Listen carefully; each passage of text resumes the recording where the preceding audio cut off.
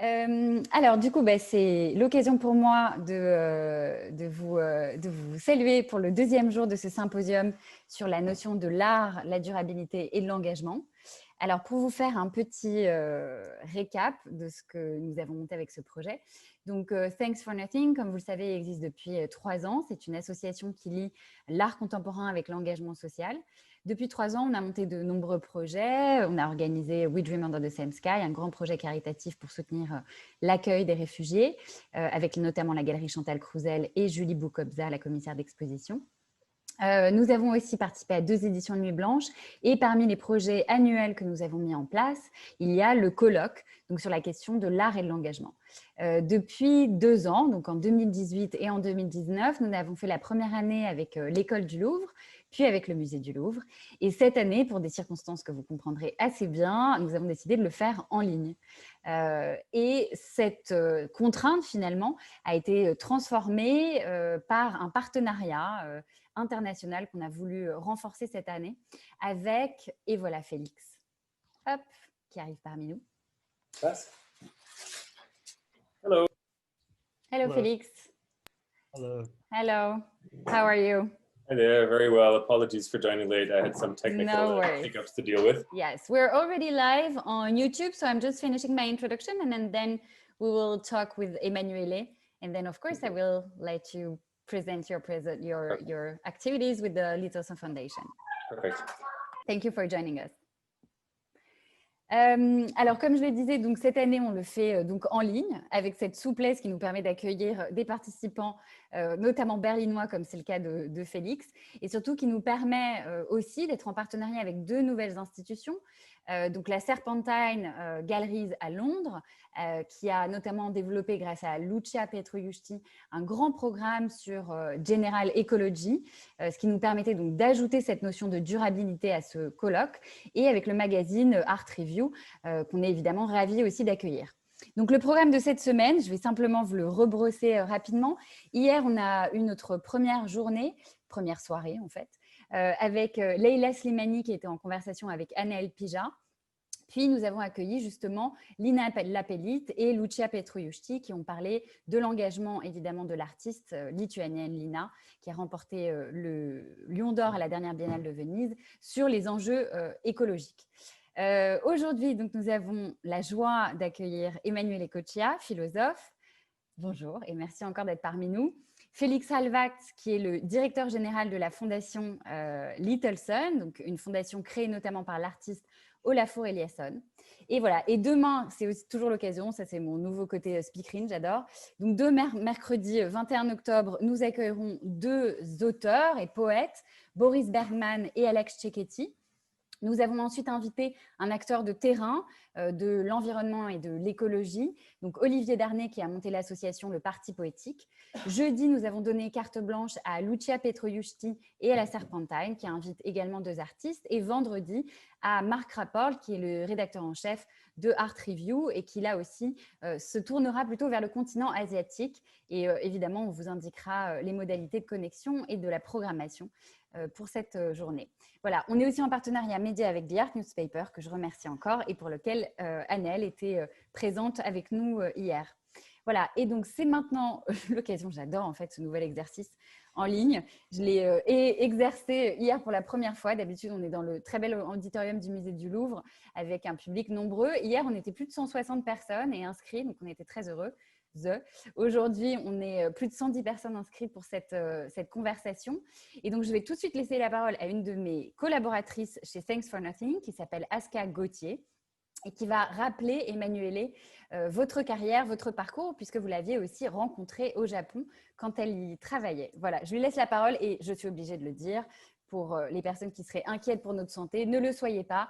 Nous sommes toutes testées au coronavirus négatif et donc on peut être relativement proche avec nos collaboratrices ici présentes. Voilà, merci à tous et à tout à l'heure. Bonsoir à tous, bonsoir Emmanuelle. Emmanuelle, donc je suis ravie de vous retrouver ici après vous avoir invité cette année, il y a quelques mois, à Tokyo, au Japon, dans le cadre de la Nuit de la Philo 2020. Vous nous avez fait l'honneur de nous parler justement de votre ouvrage La vie des plantes, qui a été traduit en 10 langues, dont le japonais, et qui a connu un vif succès international. Vous êtes donc je vais vous présenter rapidement. Vous êtes un philosophe d'origine italienne. Vous êtes diplômé en philosophie médiévale de l'Université de Florence et vous avez enseigné dans plusieurs universités à l'étranger, en Allemagne, aux États-Unis, au Japon, évidemment, à l'Université de Tokyo et également en Argentine. Vous avez beaucoup publié sur la philosophie médiévale occidentale, notamment sur les questions de représentation dans la théologie, dans les religions chrétiennes, juives et islamiques. Avec vos 2 derniers ouvrages, La vie sensible et La vie des plantes, vous vous intéressez désormais à la question du vivant.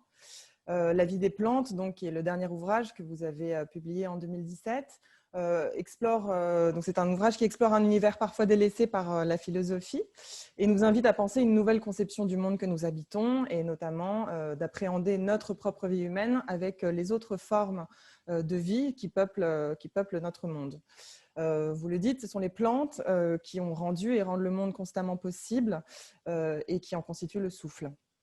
Donc cette réflexion évidemment résonne d'autant plus aujourd'hui où toutes ces questions le sujet de l'environnement est un sujet qui est très frontal aujourd'hui, d'autant plus dans le contexte que nous traversons de cette crise sanitaire. Votre travail se déploie par ailleurs au-delà du champ de la philosophie, puisque vous avez été conseiller scientifique pour l'exposition autour des arbres à la Fondation Cartier. Et par ailleurs, dans votre actualité encore plus récente, vous avez été le rapporteur de l'artiste franco-canadienne Kapwani Kiwanga, qui donc hier a reçu le prix Marcel Duchamp lors de la 20e édition du prix Marcel Duchamp. Donc je voudrais évidemment, au nom de Thanks for Nothing, nous aimerions évidemment adresser toutes nos félicitations à Kapwani Kiwanga, à la galerie Jérôme Poggi évidemment, et à vous qui avez soutenu son travail depuis plusieurs années. Voilà, merci encore de nous faire l'honneur de votre présence. C'est amusant de vous voir à Tokyo, puis de vous voir à Paris et de vous voir de toute façon toujours sur Zoom.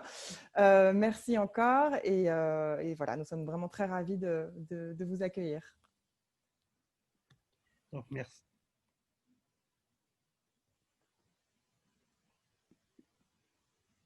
Merci, pardon pour les problèmes techniques liés au microphone. Merci pour la présentation si généreuse. Merci pour l'invitation. Je vais essayer, j'ai 20 minutes et je vais essayer de tenir les temps pour vous présenter un propos qui sert un peu plus de l'ordre théorique. On va peut-être aborder des questions liées plus à la pratique artistique de l'une et de l'autre dans les questions. Mais ce dont je voudrais vous convaincre aujourd'hui, ce sont 3 choses, 3 points. C'est-à-dire tout d'abord que ce qu'on appelle la question écologique est une question qui doit être posée par l'art, dans l'art, par les artistes. Et donc, ce n'est pas du tout quelque chose de bizarre de parler de cette question de la durabilité ou de l'écologie dans un contexte lié plutôt à la production artistique. Au contraire, c'est les artistes qui doivent s'emparer de cette question. Deuxième point, c'est que si ce sont les artistes qui doivent s'emparer de cette question, si l'écologie est une affaire surtout de l'art et pour les artistes, c'est parce que l'écologie, dans la plupart des cas, n'est pas la solution aux questions, aux problèmes qui pèsent sur notre présent et sur notre futur, entre autres les changements climatiques, mais pas que. Et c'est très, très souvent l'obstacle qui nous empêche d'aborder ces genres de questions avec la juste précision. Et troisième point, c'est que la prise en charge de la question écologique de la part de l'art et des artistes, la transformation de la question écologique dans une question, entre guillemets, esthétique, au sens large du terme, devrait amener non seulement à une révolution, une transformation de la nature et des types de pratiques artistiques, c'est-à-dire de l'ensemble des pratiques qu'on peut associer ou qu'on reconnaît appartenir à la sphère des arts, mais devrait aussi, et bien évidemment, amener à une transformation même de l'idée de ce qu'on appelle l'écologie aux questions environnementales. Je ne vais pas suivre cet ordre, je vais commencer parce que ça peut être la question la plus, la moins évidente. Pourquoi l'écologie pourquoi on devrait peut-être réformuler, se débarrasser de cet ensemble de concepts, d'idées qu'on appelle écologie et qu'on a hérité depuis 2-3 siècles désormais. Parce que, tout d'abord, pour anticiper la solution, pour vous donner un spoiler, parce que l'écologie est héritière d'un regard sur les autres êtres vivants qui reste profondément lié à une perspective économique et en perspective d'ordre patriarcal et patrimonial. En fait. Et ça, déjà, à partir de ce nom, en fait, on pourrait s'interroger pourquoi cette question, à chaque fois qu'on aborde la question de l'ensemble des espèces qui peuplent la planète, donc de la relation réciproque qui définit la vie et la cohabitation de toutes les formes de vie, de toutes les espèces vivantes sur la planète, pourquoi on utilise les mots écologie et pourquoi la métaphore, l'imaginaire qui revient le plus souvent dans notre tête, c'est la métaphore d'image d'une maison. En fait. À chaque fois, on nous dit il faut respecter la maison terrestre, il faut respecter la maison. Donc, ce n'est pas du tout d'abord, c'est évident que l'idée d'appeler écologie veut dire littéralement science de la maison, science du ménage, savoir autour du ménage, et ce n'est pas du tout évident, évidemment, de considérer que la relation qui relie toutes les espèces, les chiens, les chevaux, les écureuils, mais aussi les champignons, les chênes, etc., c'est la science de la maison. Comment dire, on a fait l'expérience justement, même aujourd'hui, la maison n'est pas non plus l'espace le plus agréable du monde, au fond, et surtout, rester à la maison signifie être en quarantaine, en fait. Donc, pourquoi à chaque fois qu'on parle de la relation des êtres entre eux et de la relation de l'ensemble des espèces au territoire, on projette sur cet ensemble des vivants et sur cet espace, au fond, une imaginaire qui est celle d'une quarantaine perpétuelle. Pourquoi on est si cruel à demander que les êtres vivants doivent rester en quarantaine pour toute leur vie? Alors, la réponse à cette question est longue et compliquée. Je vais je vais la dire très très brièvement. En fait, l'adoption de cette image, donc l'idée que l'idée que la relation d'intimité de tous ces êtres est une relation domestique, a pris son origine du moment où l'écologie est née, au XVIIIe siècle, grâce aux études, aux efforts liés un peu à l'école de Linné. Linné était le grand biologiste qui est à l'origine de la classification des êtres, donc le premier à avoir un peu à s'être posé la question de la totalité des vivants et quels sont les rapports à la fois logiques, la systématique en fait, des vivants, mais aussi les rapports physiologiques. En fait. Et c'est à partir de ce moment que l'imaginaire de la maison a été avancé. Et pourquoi on a fait recours à cette image?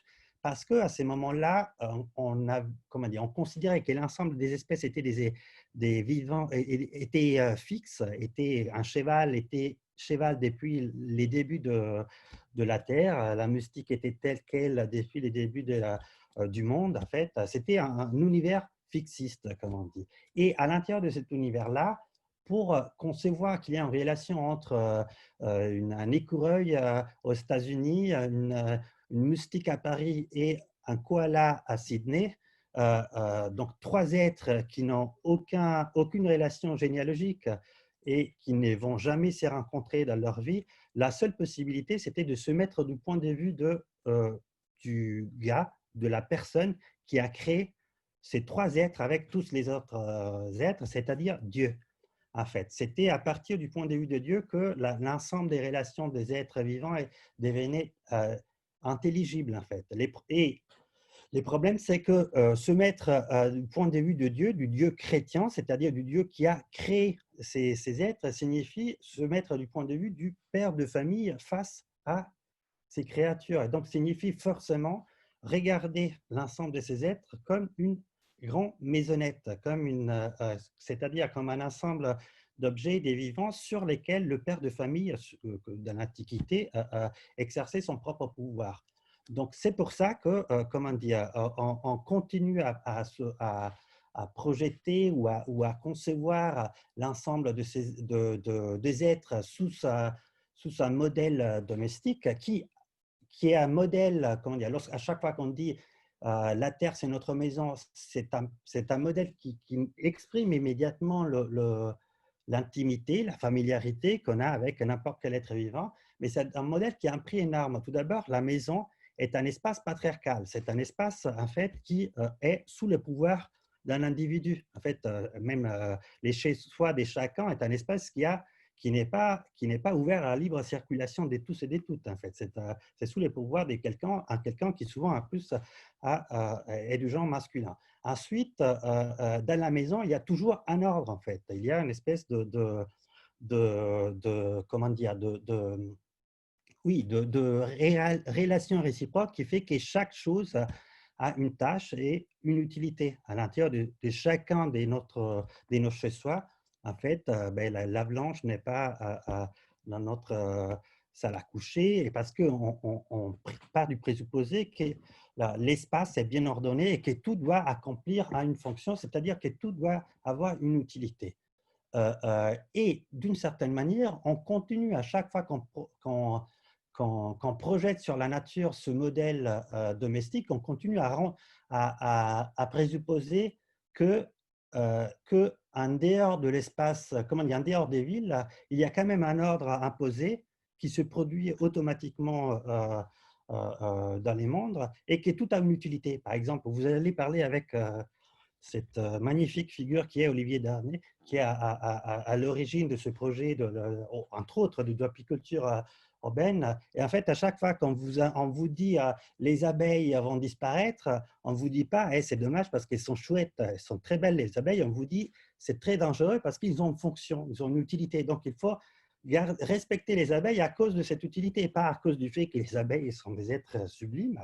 Et on ne vous dit même pas à cause du fait qu'ils produisent du miel. Ce serait même plus efficace de dire il faut respecter les abeilles parce que le miel est très bien, donc on n'aura plus de miel. Et il y a cette projection d'une utilité qui est toujours là. Et encore pire, c'est qu'à la maison, comment dire, sous l'empire du chef des familles, les autres n'ont pas de pouvoir et n'ont pas une véritable agentivité, en fait. Au fond, juste une chose, lorsqu'on dit que la nature a un ordre, par exemple, on est complètement incapable de penser qu'il y ait une catastrophe qui ait une origine naturelle. Et on l'a vécu même aujourd'hui à partir du Covid. En fait, on s'est tout de suite pressé à justifier, comment dire, à nous imposer à nous-mêmes les origines réelles de cette catastrophe. Comment dire, on n'a pas des instruments cognitifs pour imaginer qu'il peut y avoir du désordre causé par les autres êtres naturels. Pourquoi? Parce qu'on n'arrive pas à reconnaître que les autres êtres naturels, que les autres vivants, puissent avoir une forme d'agentivité, puissent être capables non seulement de penser, d'être intelligents, mais aussi d'agir librement, c'est-à-dire, et là c'est les points les plus importants, c'est-à-dire au fond, de aussi faire des erreurs. En fait, à chaque fois qu'on imagine des êtres naturels, un chien, un écureuil, un champignon, une bactérie, on est parfois prêt à leur reconnaître une forme d'agentivité intellective, on est parfois prêt à leur reconnaître la capacité de sentir, de penser, etc. Mais on n'est jamais encore prêt à leur reconnaître le fait qu'ils peuvent faire, s'ils sont des êtres, des égaux, des erreurs, des bêtises en fait, qui sont moralement fragiles comme nous les sommes en fait.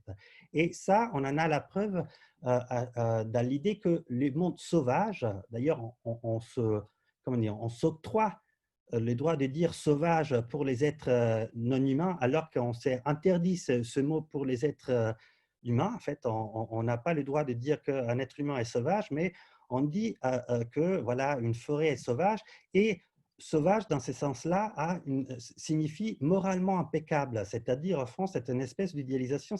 Là où il y a le monde sauvage, il y a incapacité d'erreur morale, incapacité au fond de faire de bêtises, en fait, qui est la véritable, le stigma, la véritable symptôme de la capacité d'être des sujets. Alors, ça, c'est au fond, je suis allé très très vite, mais c'est les concentrés de ce qu'on appelle plus ou moins pensée écologique. Donc, une vision assez patrimoniale, ordonnée de la nature, une vision qui ne reconnaît aucune agentivité. Pourquoi ce sont les artistes qui doivent s'emparer de ces sujets? Parce que, si vous voulez, une très très bonne définition d'art a été livrée il y a 20 ans par un très très grand anthropologue anglais qui s'appelait Alfred Gell, qui a publié un très très beau livre à la fin du siècle dernier, qui disait en fait, si vous y pensez, l'art c'est un Occident, ce que l'animisme est dans les autres cultures. En fait, l'art c'est la sphère où on s'octroie les droits de reconnaître une forme d'agentivité, de subjectivité à une matière inanimée.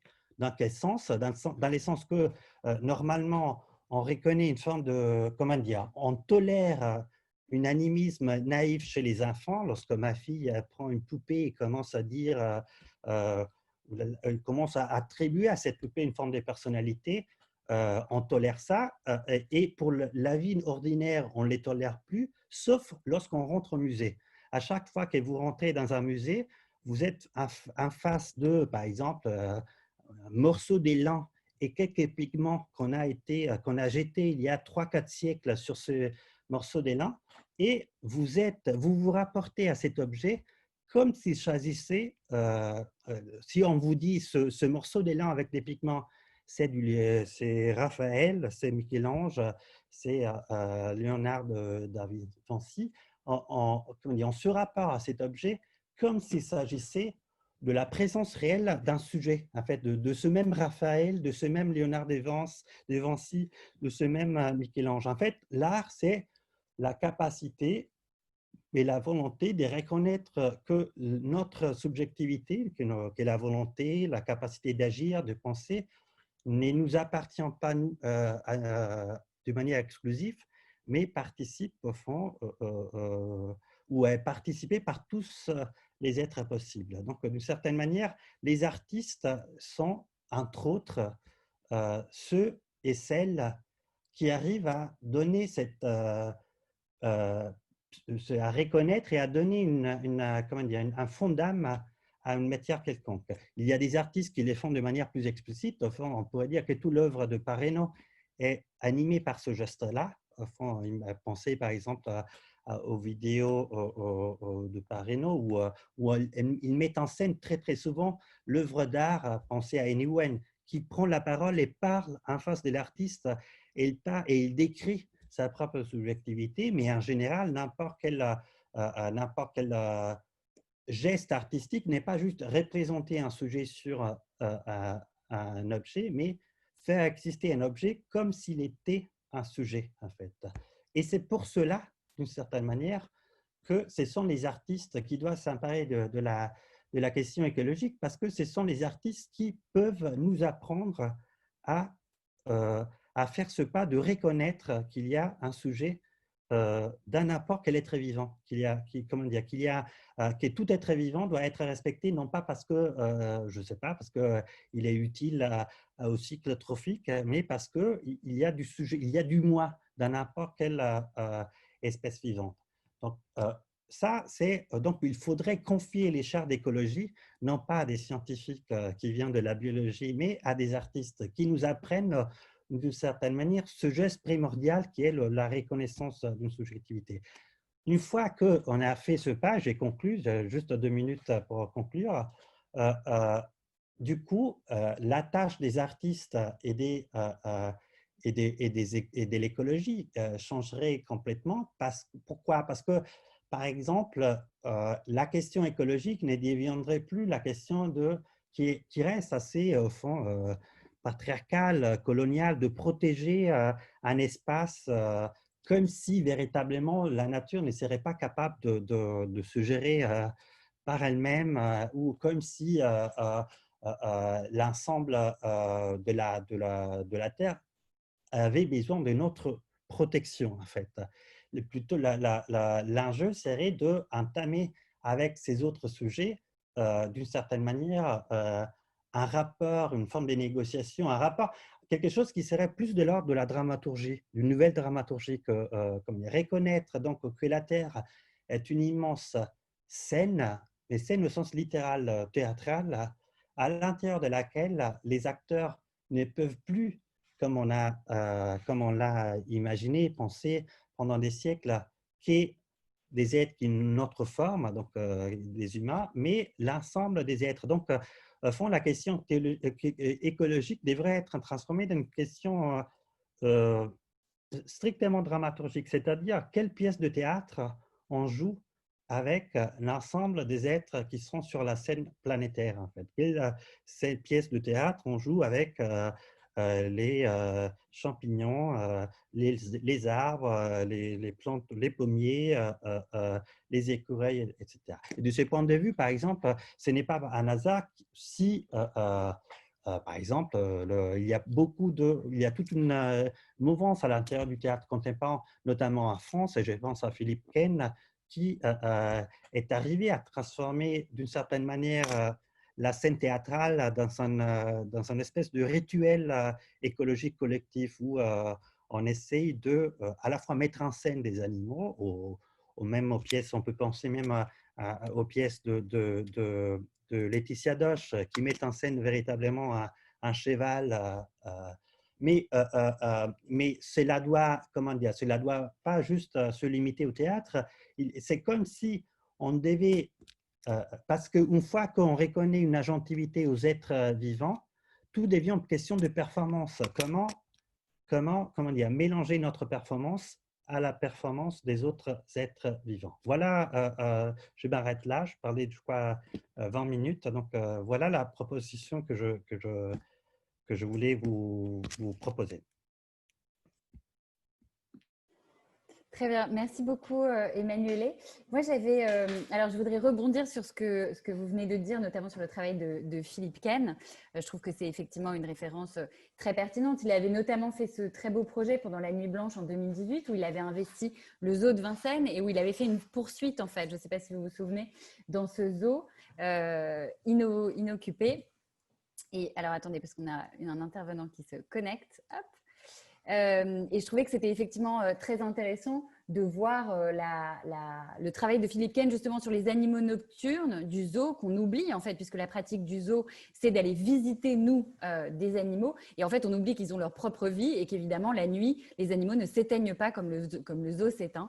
Et effectivement, qui redonne la place aux vivants, le rythme de la nature, etc. Moi, j'ai tout de suite une question et puis après, je vais laisser la parole à Lara Ajar qui travaille avec nous et qui a noté aussi des questions des personnes qui sont connectées. J'ai entendu récemment un très bel entretien dans l'émission Boomerang de Augustin Trapenard à propos du travail de Baptiste Morisot. J'imagine que vous connaissez son travail et il rejoint en de nombreux points ce que vous décrivez. Donc, est-ce que vous pouvez peut-être nous en dire un mot si vous avez suivi ses travaux, s'ils vous intéressent éventuellement? Oui, c'est un ami et collègue qui travaille autour de plusieurs sujets. Peut-être la chose la plus intéressante qu'il avait proposé, c'était dans son premier livre autour de questions écologiques qui s'interrogeait au loup. Il avait proposé un peu d'étendre un peu la perspective que Bruno Latour avait imaginé pour les politiques, c'est-à-dire l'idée de penser que les rapports aux humains et aux non-humains, et notamment aux loups, c'est un rapport de négociation et de diplomatique perpétuelle, en fait. Donc, l'idée, c'était de réimaginer nos rapports ou les rapports entre tous les êtres comme des rapports diplomatiques. En fait, son regard est plus politique et son langage, son attention est plus politique. Moi, je dirais que que si cette question est à livrer au sens de commande aux artistes, c'est aussi parce qu'il faudrait, un fond, se libérer de cette obsession pour les politiques, qui est parfois quelque chose aussi qui entrave même l'horizon de notre solution, dans le sens que, par exemple, ce n'est pas vrai que l'ensemble de nos… Je vais peut-être dire quelque chose qui ne va pas plaire à tout le monde, mais je suis convaincu qu'il y a beaucoup d'aspects de notre vie qui ne doivent pas être pris en charge par la politique ou par les femmes et les hommes politiques, qui relèvent d'une voilà, d'une spontanéité et de, par exemple, l'art, c'est un ensemble d'expériences qui évidemment doivent être rendues possibles, mais dont les façonnages ne revient pas à la politique et dont la signification n'est pas immédiatement politique. C'est quelque chose de beaucoup plus profond que politique. Donc c'est pour ça que je pense que plus qu'à la politique, c'est l'art ou ce sont les artistes, cet exercice inouï et très dangereux de liberté qui est l'art et qui dépasse de manière extrême aussi les limites de ce qu'on appelle politique, en fait, que c'est cet exercice-là qui doit prendre en charge la question des rapports entre les différentes espèces, en fait. Très bien, merci beaucoup Emmanuelle. Je vais laisser donc la parole à Lara qui a noté une partie des questions que vous nous avez transmises pour les personnes qui assistent à cette conférence et on vous en remercie.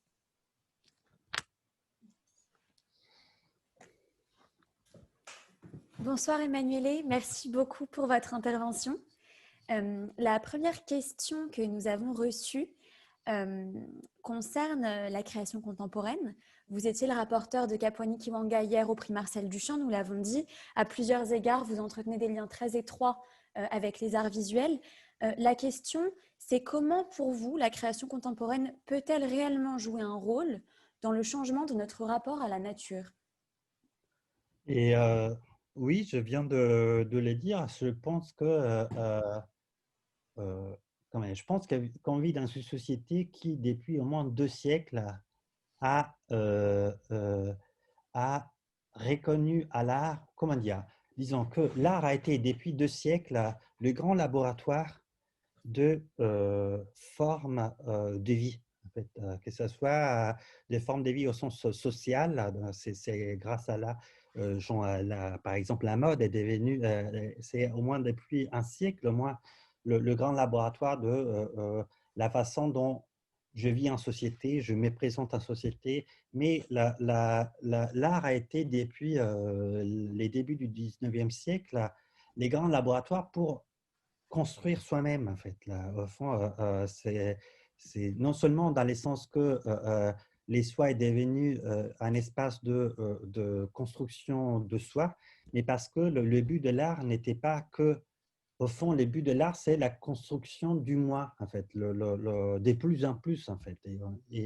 Et de ce point de vue, il me paraît normal, naturel et parfaitement, comment dire, en ligne avec l'histoire que nous avons vécue, d'arracher la question du rapport à la nature à l'écologie, c'est-à-dire à la biologie, aux sciences dures, ou à l'exclusivité, disons, avec laquelle les sciences dures prétendent nous renseigner ou prétendent d'affirmer ce que c'est les bons rapports ou ce que c'est la bonne vie des autres pour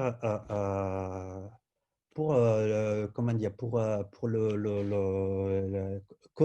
donner des commandes aux artistes, en fait. Donc, je ne sais pas qu'ils ont un rôle, ils ont le rôle à jouer. En fait, c'est eux qui doivent gérer, inventer la nouvelle relation. Aussi parce que, si vous voulez, à partir je vais dire des choses très un peu de manière grossière, mais disons à partir de l'invention de l'avant-garde, au fond, l'art a été l'espace où toute société avoue ce qu'elle n'arrive pas à faire ou arrive à bricoler, à anticiper de comportements, de réalités, des imaginaires que la politique, justement, les lois, les mœurs n'arrivent pas à intégrer, à accepter.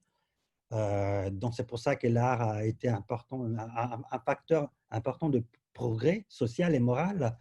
Et de ce point de vue, ce n'est que les artistes qui pourront, comment dire, intégrer un rapport avec, non pas la nature, parce que la nature est partout, mais avec les êtres naturels qu'on a chassés des villes. Donc, tout ce qui est au-delà de chiens et chats, ce sont les deux seules espèces qu'on arrive à chérir véritablement, et pour inventer des rapports d'amour réciproque avec les plus d'espèces possibles. Voilà. Pardon. Merci beaucoup. La seconde question qu'on a reçue et qui est peut-être l'inverse de la première, c'est quelle place occupent les arts visuels ou plus largement une certaine idée de l'esthétique dans votre propre recherche en philosophie?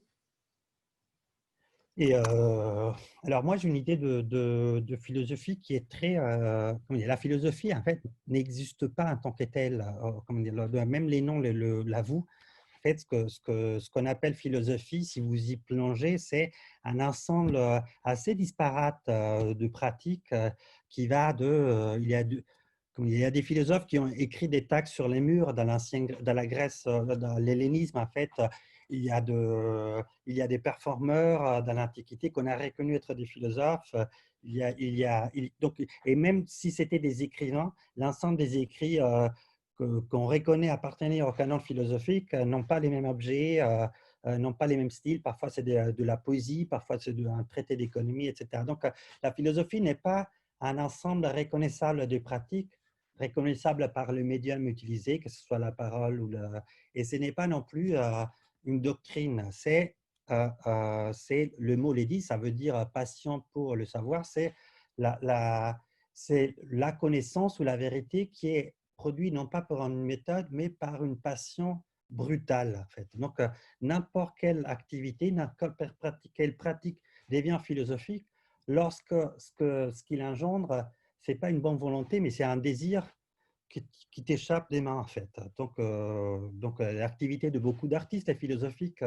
Philippe Parreno, en tant qu'artiste, est un grand philosophe du contemporain, par exemple, ou Kapwani Kiwanga, par exemple, aussi, en tant qu'artiste, tout en restant un artiste plastique, plus que visuel, mais est un grand artiste, un réalisateur, même s'il fait des films comment dire, qui semblerait raconter des histoires, peut être un philosophe, au même sens que Platon écrivait de pièces plus ou moins de théâtre, et pourtant on les reconnaît comme philosophes. Donc, voilà.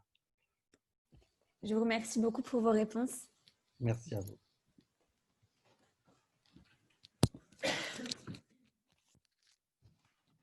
Alors, je reviens pour vous remercier beaucoup, Emmanuel Ecochea, donc d'avoir été parmi nous. Je retiendrai vraiment de votre intervention ce que vous avez dit et qui est tout à fait saisissant. Effectivement, qu'on reconnaît les failles de l'humanité, mais qu'on ne reconnaît pas les failles de la nature.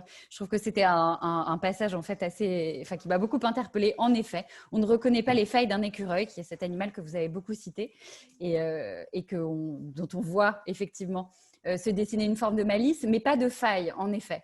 Et je trouve que c'est très intéressant de considérer ça dans le rapport aux choses, dans le rapport, et puis dans le lien que vous faites aussi avec la pratique artistique, qui procède aussi d'une expérimentation, d'un tâtonnement, d'une réflexion qui n'est pas que dans l'utilité, l'utilitarisme justement que vous décriviez, c'est-à-dire ce rapport à la nature qui n'est là finalement que pour servir, dans un rapport finalement capitaliste aussi aux choses, qui est là parce que, comme vous le disiez, demain, avec Olivier Darnay, on va aborder cette notion d'utilité, puisque Olivier Darnay a transposé de façon très brillante le système des abeilles au système mercantile et au système capitaliste. Il a créé une banque du miel, une banque du temps que l'homme peut consacrer aux choses.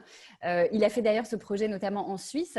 Et effectivement, il est intéressant de voir comment notre rapport, en fait, totalement anthropocentré, puisque vous avez cité évidemment des anthropologues, nous permet en fait, nous fait passer à côté des failles de cette nature et de son rapport déconnecté en fait à l'utilitarisme, au marché.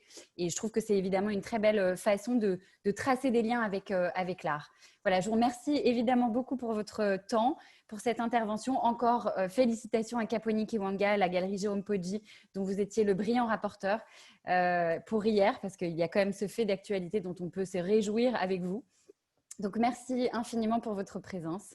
Merci à vous et au revoir. Merci. Et à très bientôt. Merci beaucoup, Emmanuelle. Et alors, c'est l'occasion pour moi de faire aussi cette transition avec le travail donc, de Félix Halbach. Donc, je vais maintenant passer en anglais. So, Félix, thank you so much for being with us today.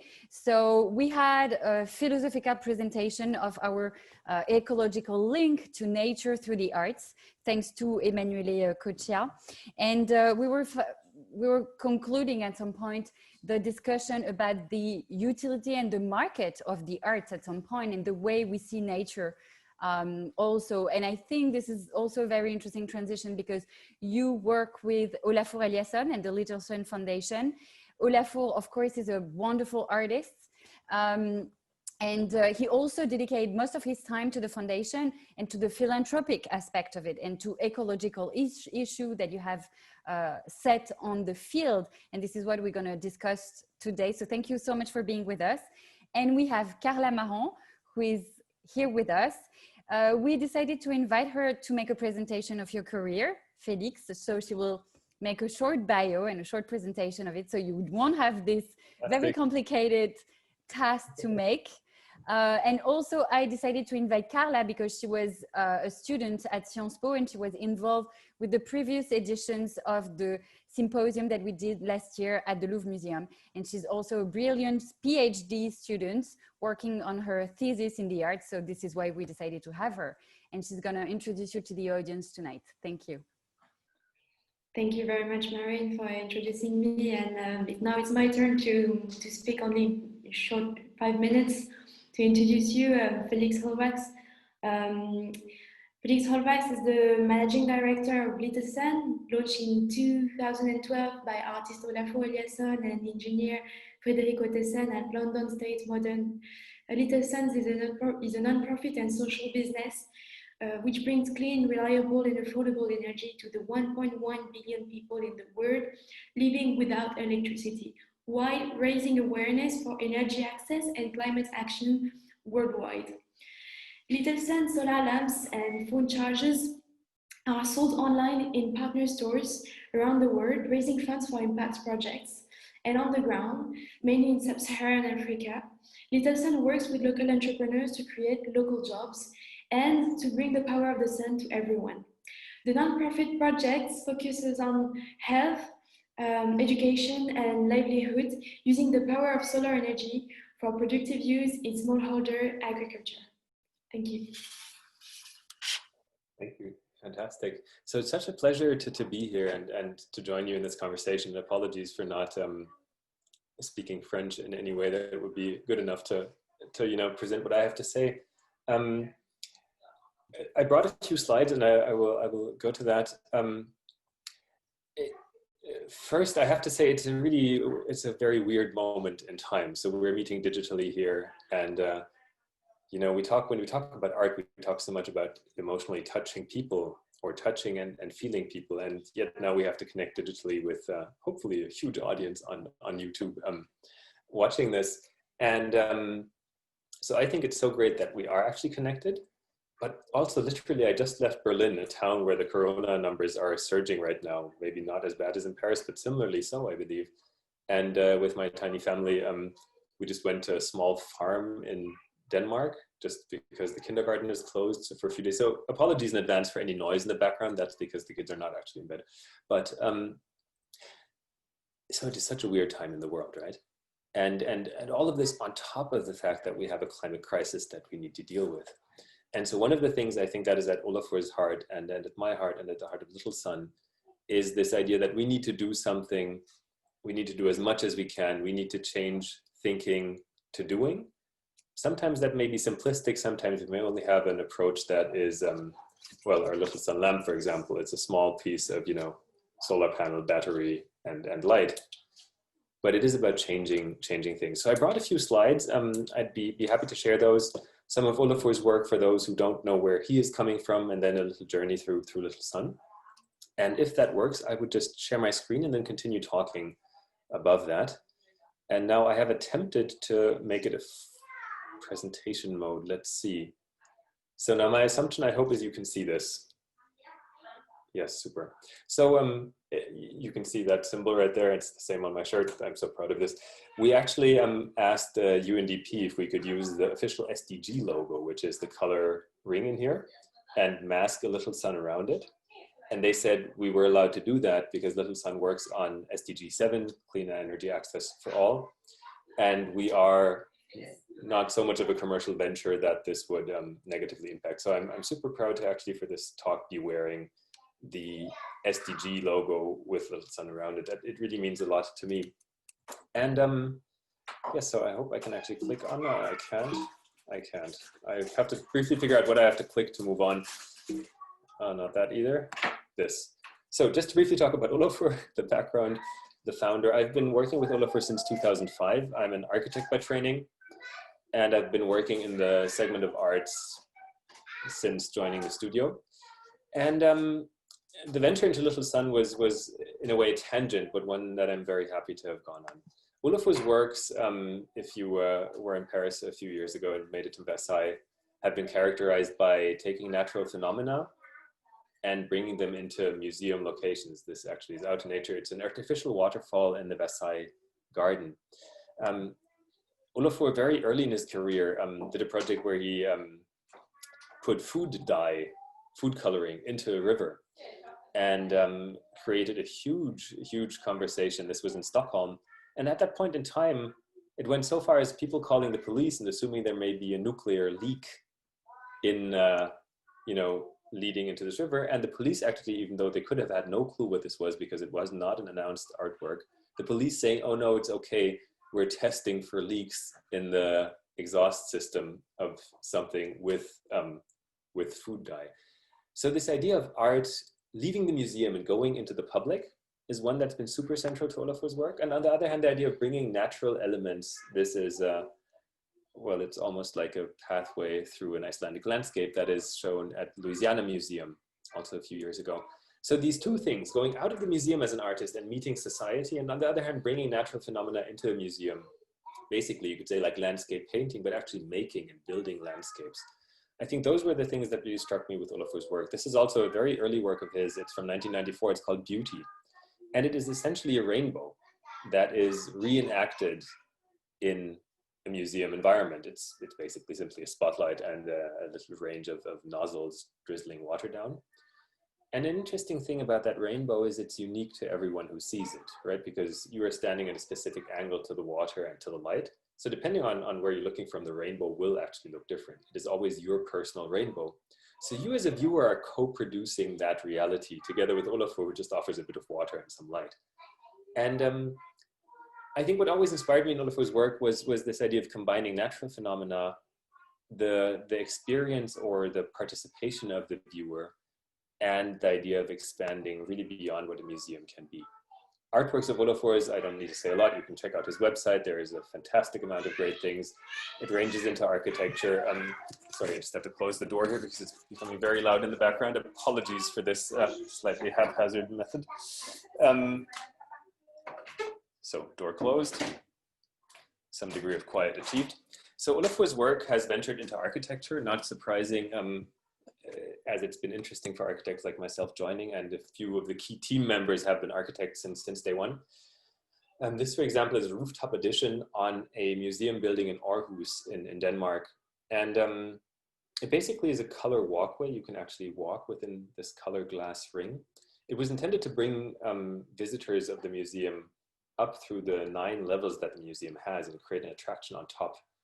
And it became really like a painting of the city, where, you know, everyone by walking through these changing colors sees the city in different perspectives.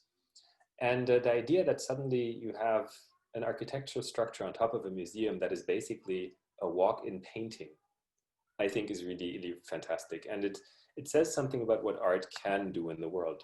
Then artworks that are more concerned with climate have emanated in Olafur's work for the past years. This is a project called Ice Watch. He did that in Paris around the COP conference, in Denmark once, bringing actual blocks of ice to climate conferences or political climate events taking place, with the idea of, well, the unfortunate fact you actually see the ice melting, but the other fact being most of us don't really understand what we talk about when we say the ice caps are melting or the glaciers are melting. And it's a very different thing to embrace an ice block, to actually literally touch it and feel connected to it. And the assumption there, I think, from our perspective is that art has a potential of making something felt, of making it emotional, of connecting you to thought in a different way. And we feel, obviously, as humankind, we need to very, very deeply connect to the idea and the feeling that we need to stop climate change. We need to change the way how we are in the world. And we do very, very sincerely hope and believe that art can play a positive role in that, influencing human perception, opening human perception to feel and see and engage with the world in novel ways. One current project, if you have children or are in any way connected to children, is interesting. Olafur did a work for the European Union presidency of Germany, which is ongoing. It is called Earth Speaker, and you can download it. It's an app you can actually download for your phone, and then you can superimpose your facial movement on any inanimate object and thereby animate it. And the idea is to ask children to submit ideas, thoughts, asks for politicians in this app, and to create a community of ideas of the young. Children between, I think, the ages of 7 and until they're grown up are invited to participate here. So do spread this word with me, Earth Speaker. It is again this idea of art reaching out to a very, very broad audience and giving that audience tools to have a voice in an inspiring, in a positive, in hopefully an aspirational way that will allow us to move forward in this world. And that brings me to Little Sun. We began in 2012. We began coming out of the museum, Tate Modern launch, with the same idea, basically, that you could come from the arts and from the museum and do something in the much broader world in spaces that a lot of people would not associate with art. And the thought was quite simple. An engineer was on board. The idea was, with a small solar panel, due to the technological development of solar panels, of batteries, and of LEDs, you could harness enough sunshine to have one night of light with every day of sun, right? Sounds super simple. It also is. For many people living beyond the energy grid, that was at that point in time 1.7 billion people. Now it's officially just under 1 billion people, which is actually good news, who rely on using, well, having no light, on using, in the best case, maybe a candle, in the worst case, a heavily fuming kerosene lantern for light.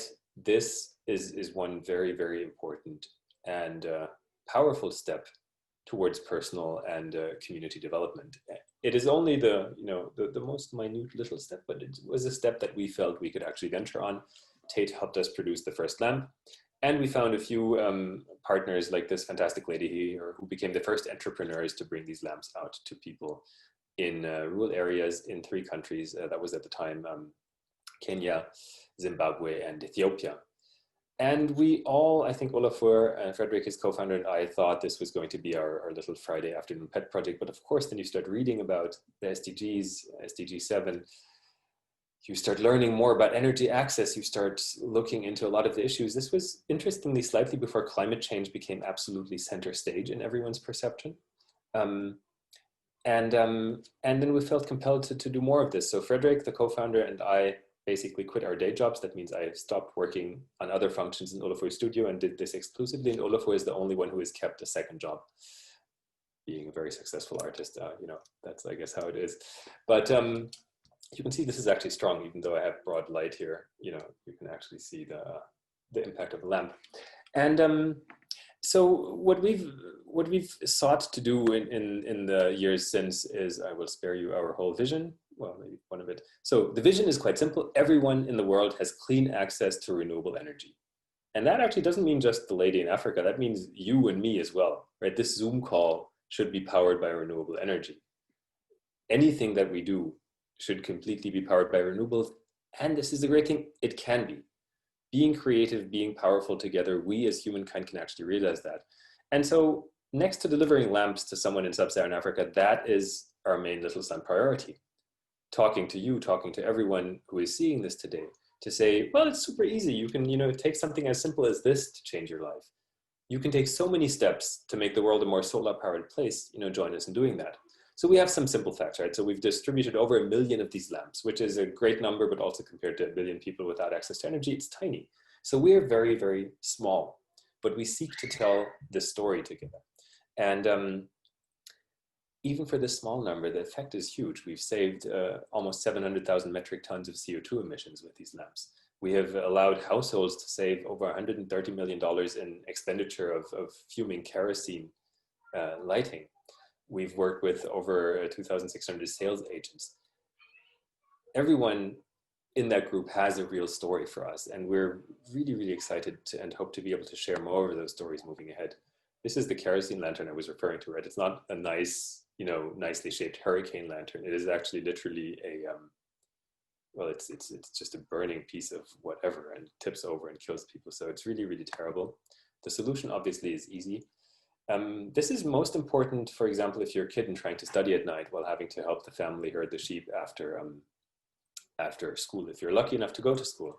This, for example, is Hasna, and she actually herds sheep with her family, so this is not a joke. She lives in the Afar region in Ethiopia, and we met her through a project we did together with Save the Children in 2017.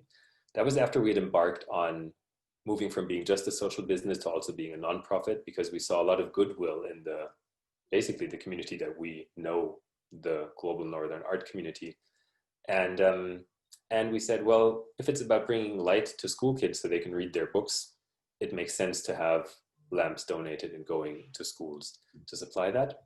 While many other parts of what we do target economic development as well. So let's say a water pump for a farmer so that the farmer can actually garner a higher income. Solar-powered cooling devices for food stability. A lot of things that ideally are not the typical global Northern handout to someone living in poverty, but that are a collaboration for building business opportunity and building, well, sustainable development, as we would say. The feedback is kind of always the same. You and I cannot imagine the impact of a small solar-powered lamp. It actually changes a life. And I have to kind of learn this and relearn this. So during Corona times now, I haven't been traveling a lot. But basically, I've had so many encounters where someone would tell me about their life, about the impact a little bit of energy can have, about the challenges they're facing without having access to energy, that it is really hard to relate to if you're sitting in a warm, heated, well-powered environment with lights, with with electricity, with a full fridge, everything that many of us in this call, at least, will be absolutely taking for granted.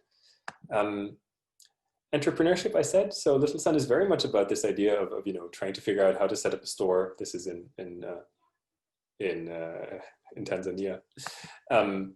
But it's also about really connecting these different dots, right? So how in the world can we connect a tiny rural store, a group of, on the lower left, you can see these are delegates at the COP conference in Marrakesh a few years ago. The French Minister of Energy at the time, who was handing over to the Moroccan government, gave every delegate a little sun, and they did a sunrise together, right? So we weren't allowed to come, but our lamps were allowed to go to a COP conference and to speak for the environment there. So we're kind of thrilled to combine that, to combine little student education projects, to combine that with an outreach and a conversation like this, because I think we are quite unique in the off-grid solar space and coming from the art world and being about the art world. And then of course we have, events. This is Olafur standing on a stage at a Pathway to Paris concert in New York, Carnegie Hall, 2 years ago, where there were a lot of fantastic musicians performing there. Olafur, as an artist, did a different performance. And interestingly, his performance actually activated the audience in the strongest way because everyone had to do a sunrise and a little sun exercise with him. And we felt it was really, really interesting that the visual artist, so-called visual artist venturing into the musical territory there, actually was looking at audience engagement in a way that, you know, music also does, but with a slightly different tool set. And so this idea of creating tools and using them together is great. We obviously, you know, we try to showcase empowerment and happiness and not poverty and need. And I think that is important when we look at the narrative about climate as well, right? We want to be strong together. We try to do brand collaborations. We're doing something with IKEA, for example. So we try to bring as broad as possible conglomerate of partners to impact.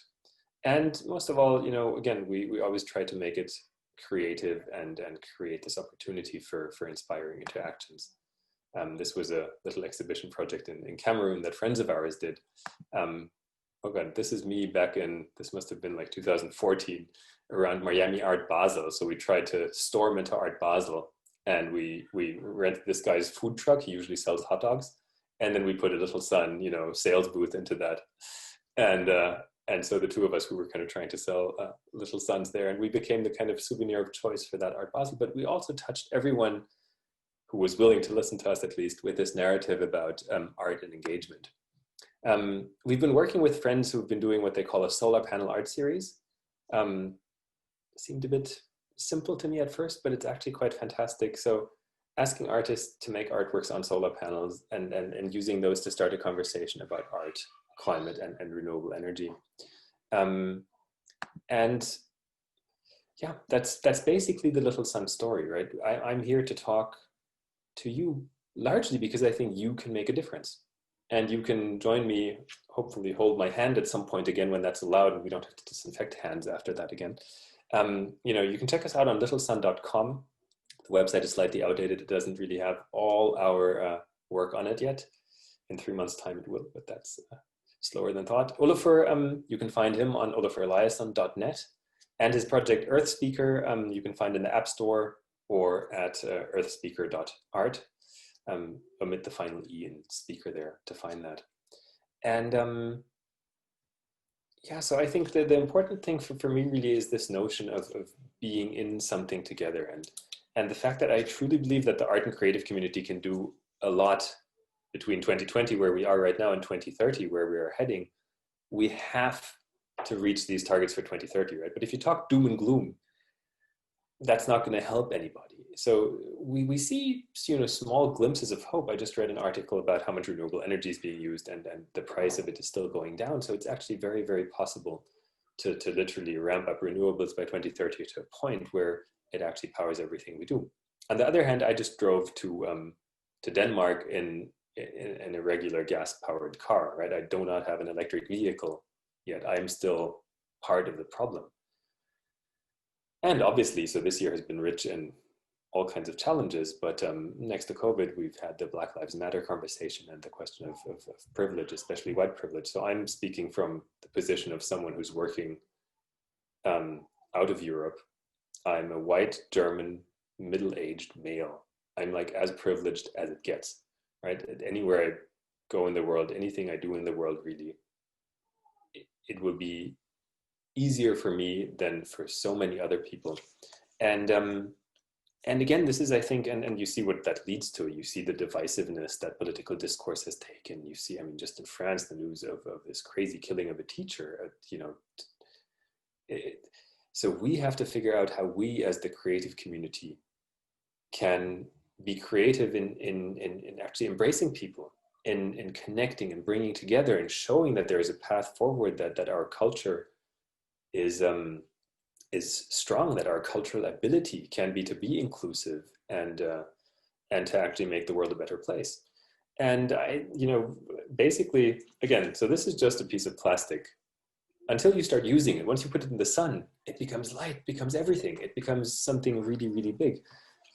But the biggest this ever becomes, to me at least, is when someone tells me a story of how they've been using it for a few years. And it's just so rewarding to hear that.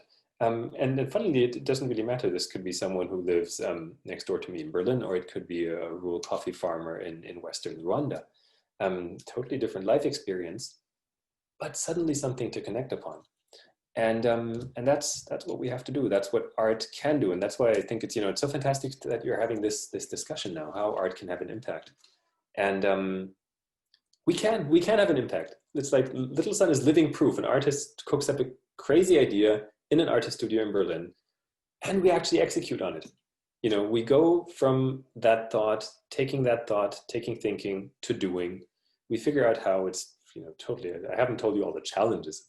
So we have lamps stuck in customs in Ethiopia since 6 months right now. Just a complete random one thing of the day. And, but it is possible. And so, Emmanuel, I have to admit, I couldn't really follow your talk because my French is just much too limited. But, the fact that we come together from these different angles, from art, from creativity, from philosophy, from culture, really, we have to be much better even at getting all those Instagrammers and YouTubers who have broad reach to people. We have to colonize the debate, so populism has less of a chance, and we are much more visible and audible and positive and inclusive. I'm rambling. That's basically my story. Thank you.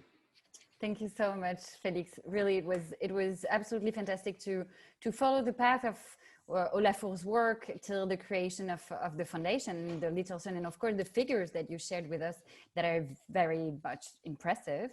So thank you so much. And actually, I have a question now for you. Yes. So you were talking about joining forces. Basically, what we've been doing with Thanks for Nothing has been about creating a collective and a community at some point, international-wise. And actually, how can we partner on this project? And basically, I have an idea that I want to suggest you. Is that, no, because for now, as you were saying, we cannot properly meet and we cannot shake hands and have a proper conversation and create maybe a performance of something, because you were sharing this beautiful performance by Olafour in New York 2 years ago or last year. When we see those images, of course, I kind of miss these moments. And with Thanks for Nothing, we've been creating huge events. I mean, for Nuit Blanche, we were more than 500,000 people in 2018 last year. We were 15,000 people at the Cité des Sciences, etc. And of course, we miss this. But during confinement, for instance, we created a bridge with Michelangelo Pistoletto that we worked with last year by creating a performance, actually a Zoom performance, during confinement in France with refugees that we've been working with since now 2 years, that are minors isolated here in France and on the streets basically of Paris. We did that with an NGO called La Timmy, which is doing a very important job on the field and on the streets with these kids basically that come to France alone because they fled their country. And we create this performance with Michelangelo Pistoletto because we used to produce and to create a work with him for Nuit Blanche last year around the third paradise. So my question is, should we create a performance with those Little Sun that you were sharing? And with the power of this, can we create, I don't know, an online performance with people here in France and deal with work with and people on the field you work with? So we can, like you said, colonize at some point the visibility of this incredible project online. Absolutely, I would love it. I mean, for us, we're super open to doing things. We're a small team, so we cannot do as much as we would love to. So we cook up more ideas than we can actually translate into. I see. But I understand perfectly well. Here, we spoke last year. It was always this idea that we could do something. We need to then somehow find between you guys and us, and then we need to find someone to probably power or finance financial projects like that. But I think it's great, and I think it really touches people, and that I think is the that is the kind of the ambition, and especially in this time of being, and we will stay more digitally connected for the next year to come. It's Corona is not going anywhere. We see it's actually the numbers in Germany are rising a lot, right? So it's So yes, actually, Okay. yes, let's do it. Let's figure out how to do it. Absolutely do it. That's a great plan. Okay, wonderful. And I think Lara will be joining me again because she has questions from the audience. So if you still have time, we'll be happy to share those with you. Absolutely. Thank you. There you go. Hello, Felix. Thank you so much for your intervention. It was really inspiring. Actually, it was so clear that I only have one question for you tonight. Okay. You have been talking about the future in 2023 and what goals we need to be reaching together. Mhm. And the question is actually quite simple. What would be the next steps in development for Little Sun? So what we're super interested in right now is, that's so funny, there's a fly here. Did you see Joe Biden in the debate? It's not. We did. But anyway, so well, we have, and interestingly, our main targets, we have like three main target areas. One area is actually communication. So we're developing a small campaign. It's called Reach for the Sun. This will be launching next year, and we'll definitely talk to you about that as well, which is about inspiring people to change simple habits to make the world a more solar-powered place. And so our communication is global, and it's really about driving people to the right choices to ensure that we as humankind transition to renewable energy by 2030. The other target that we have is really to have an impact in a small number, actually 3 countries in sub-Saharan Africa, where we have our own dedicated small teams and where we really work to bring energy to communities. And the goals there are largely to figure out what the best interventions are for the productive use of renewable energy. So for one, we always raise funds to get money to bring these lamps to students who live beyond the power grid. That's like a given and a basic. We try to work into education that way. But that's always dependent on us finding a donor and a grant to do that. The other interesting thing we're doing with nonprofit funding right now is pilot projects on this productive use of renewable energy. And this can mean a solar-powered water pump for a farmer. It could mean a solar-powered egg incubator. It could mean a pair of hair clippers for a small micro hair salon. Don't laugh, we actually just powered one in Ethiopia 2 weeks ago. What we're really looking at right now is where could we have the biggest impact? And one area that is coming to our attention, which is, we're not the only ones interested in it, but it has a huge impact, is post-harvest food loss.